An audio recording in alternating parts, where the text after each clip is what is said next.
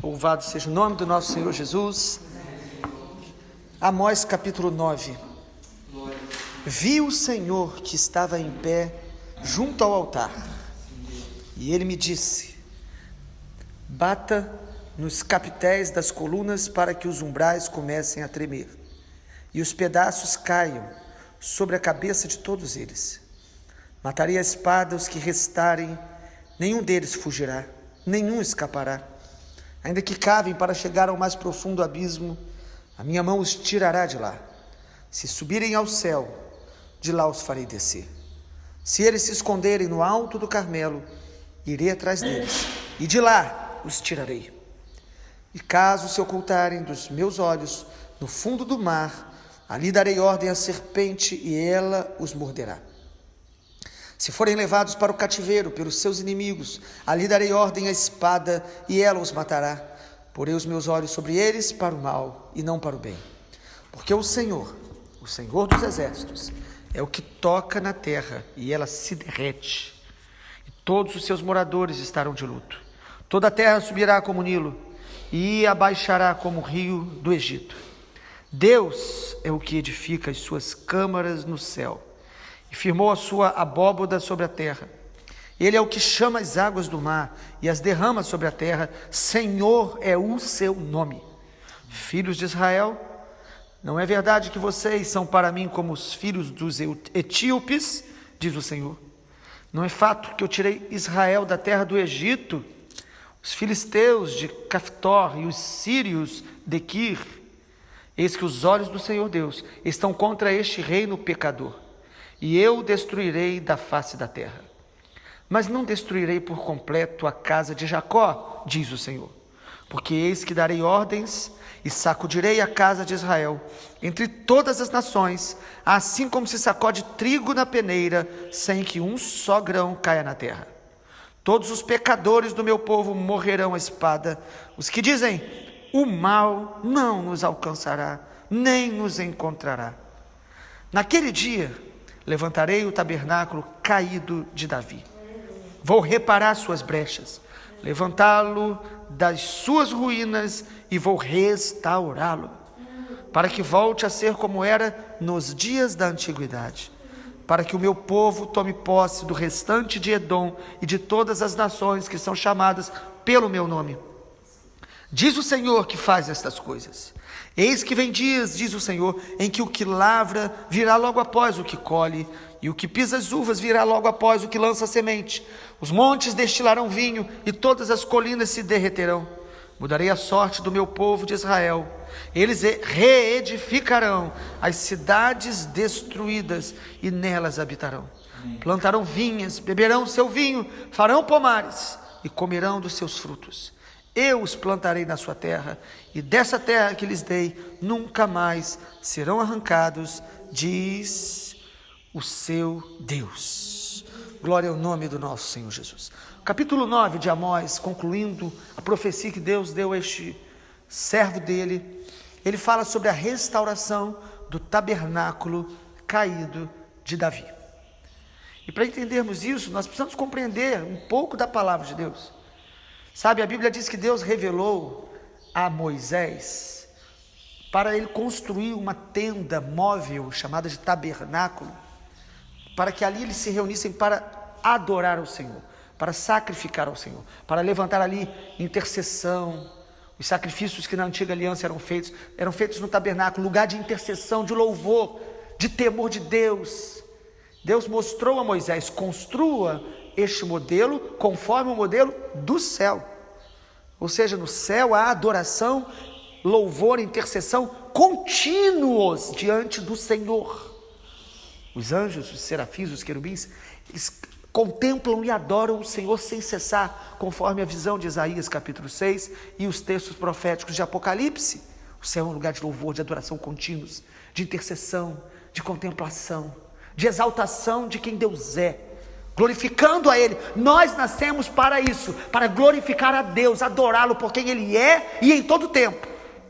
E aí, o texto nos diz que Deus vai restaurar o tabernáculo caído, ou seja, esse tabernáculo que Deus mandou Israel construir para que eles pudessem compreender sempre que eles nasceram para ser um povo sacerdotal, adorador, que conhecesse a Deus e ensinasse aos povos o conhecimento de Deus, ele seria restaurado porque ele estava caído. Mas o texto de Amós 9 diz que Deus vai restaurar o tabernáculo caído de Davi. Se Deus deu a revelação para Moisés sobre o tabernáculo, por que Deus diz que vai restaurar o tabernáculo caído de Davi? Simples. Davi praticou, viveu, experimentou, compreendeu o tabernáculo mais do que todos os homens que pisaram na face da terra.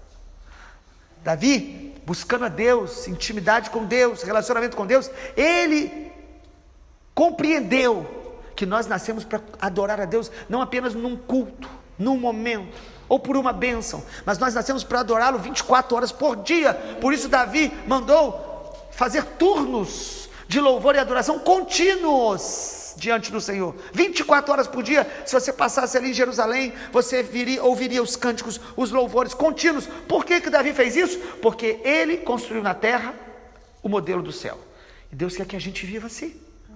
Deus não quer que a gente viva para os nossos próprios preocupações, propósitos pessoais. Tudo isso faz parte da vida, mas Deus quer que nós todos os dias nos inclinemos para adorá-lo, para buscá-lo, para estar com ele, para interceder, para encontrar com ele. Por isso Davi diz no Salmo: uma coisa eu peço ao Senhor e sempre buscarei, que eu possa morar, habitar todos os dias na casa de Deus. E não é para pedir uma bênção e resolver um problema, não, para contemplar a beleza da tua formosura, para adorá-lo, para conhecê-lo, por amor a ele. Esse é o tabernáculo caído de Davi. Como termina o livro do profeta Amós?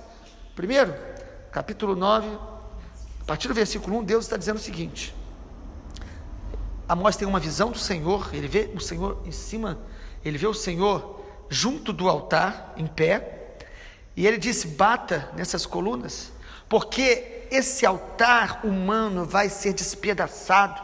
E Deus diz o seguinte: o meu juízo vai alcançar a todos que não se arrependerem. Ninguém pode fugir do juízo de Deus. É o que está em Amós capítulo 9, é o que está em todo o Novo Testamento, é o que está na palavra do Senhor. Ainda que o homem deste tempo quer anular a possibilidade do juízo de Deus, quantas pessoas achando que podem servir a Deus e ao pecado ao mesmo tempo.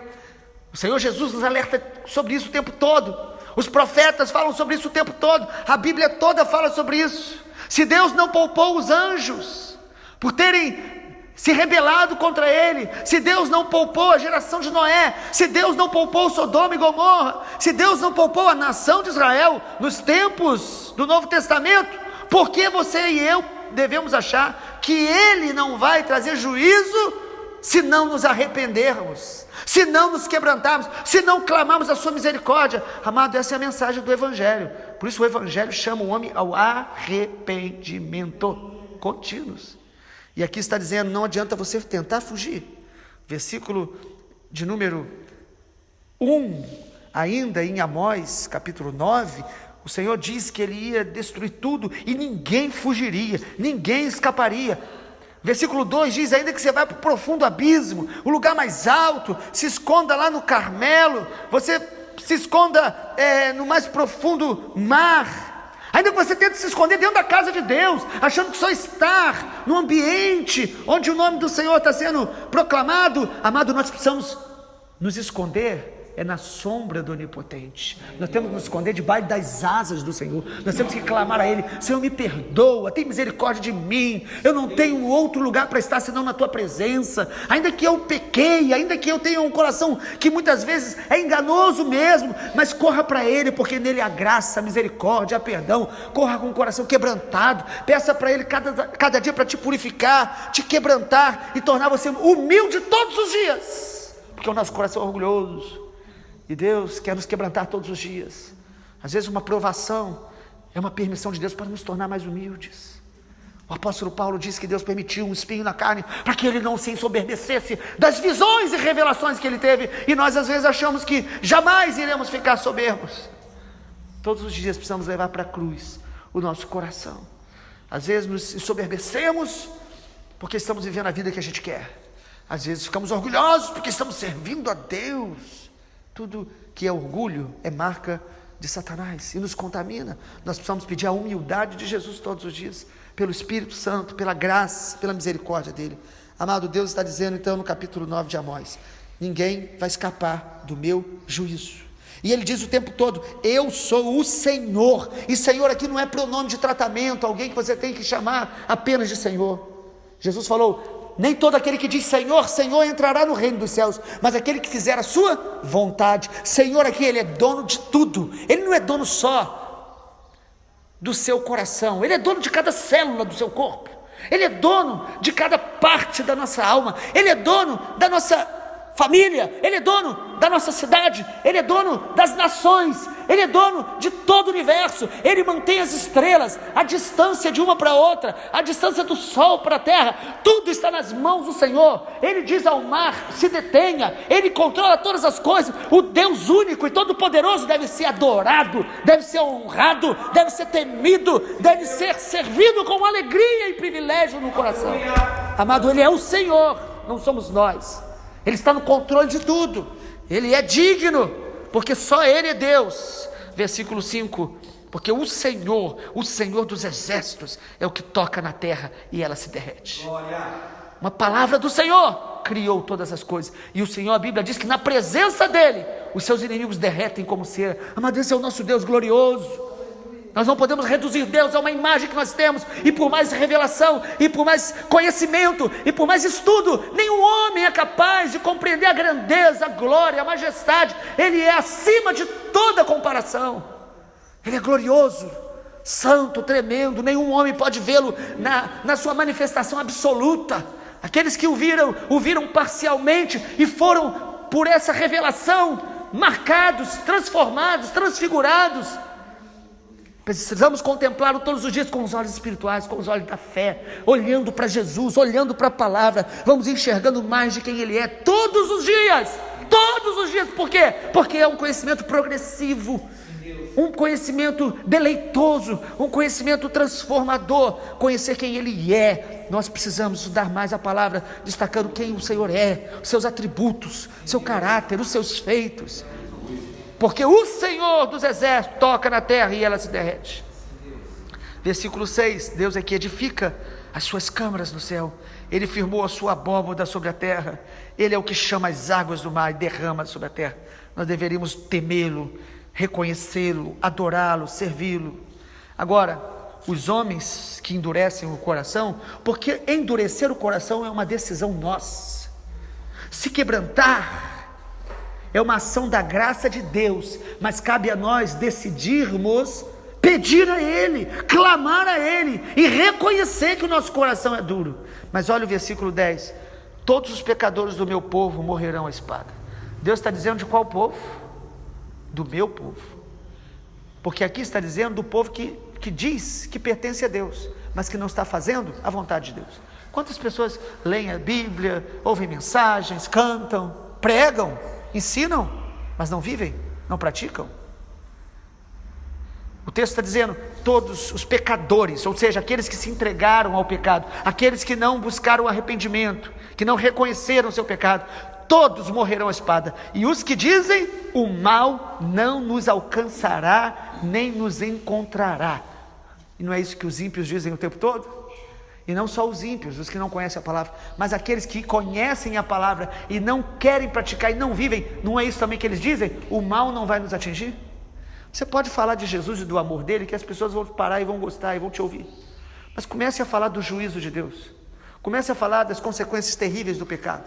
As pessoas endurecem o coração, ficam chateadas, mas aqueles que são ovelhas de Jesus, aqueles que querem a verdade, eles vão abrir o coração, eles vão se arrepender, eles vão abrir o coração para a graça de Deus. E a graça de Deus, ela perdoa. A misericórdia de Deus, ela restaura. A misericórdia de Deus, ela nos lava de todo pecado. Não importa os erros que cometemos, os delitos que nós praticamos, a graça de Deus restaura, perdoa, purifica, liberta. Mas ela faz isso com aqueles que se arrependem e reconhecem que tudo é pela graça e não por mérito. E a partir do verso 11, aí sim, queremos partir para as nossas conclusões finais. Deus está dizendo o seguinte: em meio a todo juízo que virá sobre a terra, em meio a toda destruição, Deus está dizendo: eu levantarei o tabernáculo caído de Davi. Eu levantarei um povo que vai me adorar, que vai se santificar, que vai me buscar, não numa reunião apenas, não quando precisa de algo apenas, não porque é obrigação, mas eles vão adorar todos os dias. O tabernáculo de Davi é a restauração de um povo que tem a consciência que adorar é um estilo de vida. Adorar é tudo que eu faço deve ser feito por amor a Jesus e para a glória de Jesus. A maneira que administro meus pensamentos, a minha vida, o meu tempo, os meus bens, os meus propósitos de vida, tudo deve ser feito em Cristo, para Jesus, glorificando o nome dEle, proclamando o nome dEle, porque Ele é digno, porque Ele é o Senhor, porque tudo vem dEle, para Ele são todas as coisas. Naquele dia o Senhor está dizendo: eu vou restaurar o tabernáculo caído de Davi.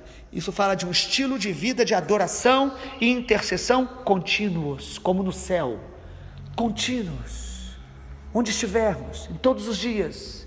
O Senhor vai nos guiar, o Senhor vai nos ensinar, o Senhor vai nos mostrar a vontade dEle e vai nos levar a participar do que Ele está fazendo. Eu vou restaurar, vou reparar suas brechas.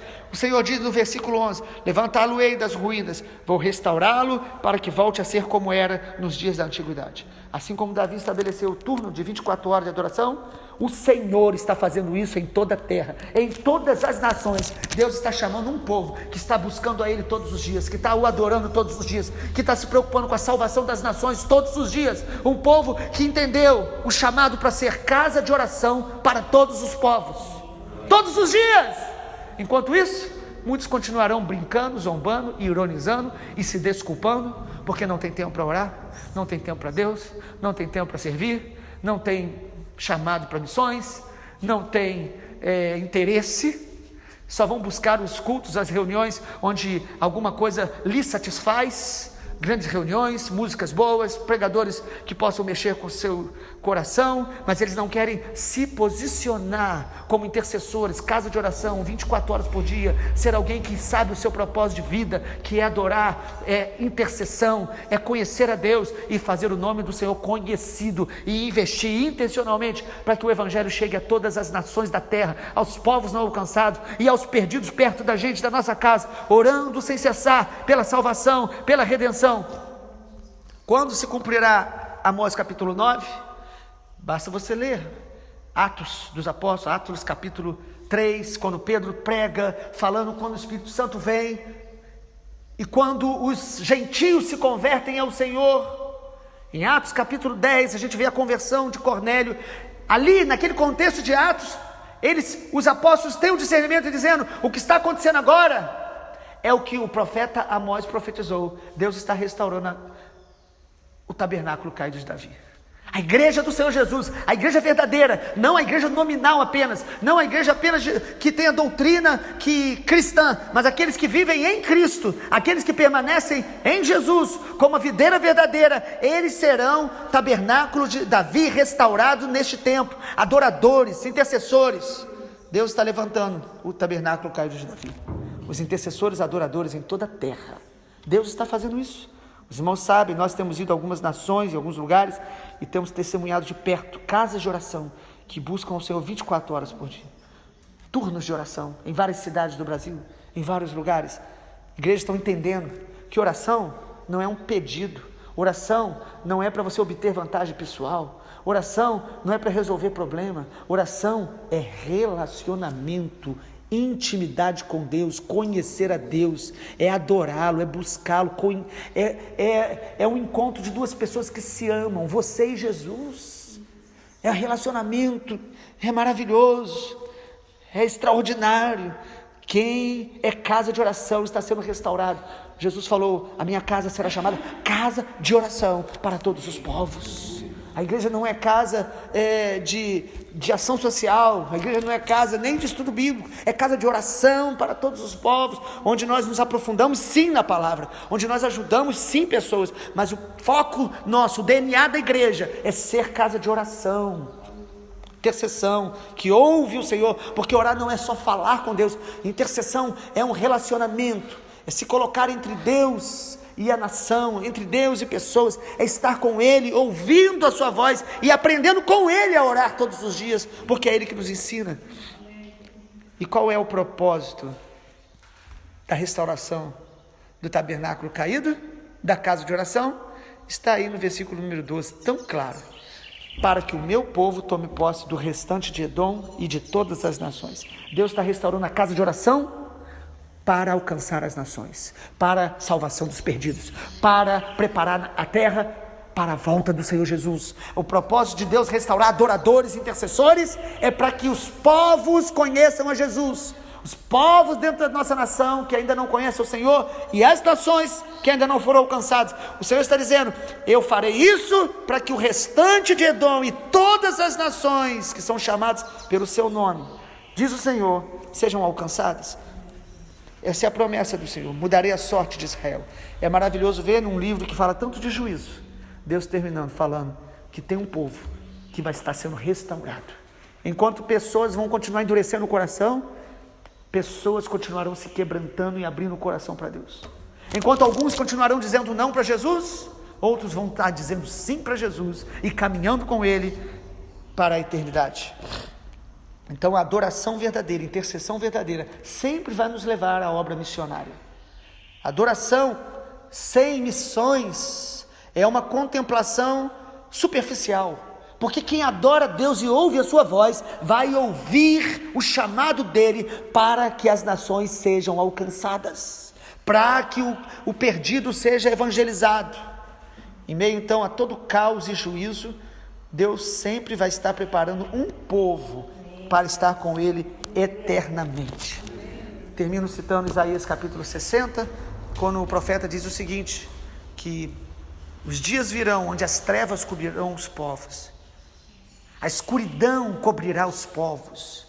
Mas o profeta Isaías 60, no capítulo 60, ele diz: mas sobre ti, ou seja, sobre o remanescente, sobre aqueles que permanecem em Jesus, sobre ti se verá a sua luz, e a glória do Senhor brilhará sobre ti. Amado, as densas trevas vão crescer ao nosso redor, e vão crescer às vezes em pessoas perto da gente, mas se nós permanecermos no Senhor, se nós buscarmos a sua face com todo o coração, a luz de Deus vai aumentar em nós, o brilho da sua santidade, a glória dele vai aumentar em nós, e nós seremos, como a palavra de Deus diz, sal e luz nesta terra, resplandecendo a luz de Jesus sobre a terra, até o dia que ele virá, e será dia de juízo sobre os que não se arrependeram, mas um dia glorioso para a igreja que está sendo preparada para a sua vinda. Que o Senhor nos abençoe pela sua palavra, em nome de Jesus.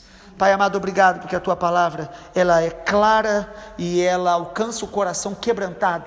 A minha oração nessa manhã é que aqueles que são ovelhas de Jesus possam escutar essa palavra e possamos te amar mais, nos quebrantar mais, e o temor do Senhor crescer mais em nosso coração, e que o Senhor nos ajude a proclamar a tua verdade, o evangelho do nosso Senhor Jesus, a todos que ainda não te conhecem, para que possamos pela graça ver muitos deles se arrependendo e sendo livres do juízo que está vindo. Tem misericórdia de nós e nos visite dia a dia com a tua graça maravilhosa, em nome de Jesus. Amém, Senhor. Glória a Deus.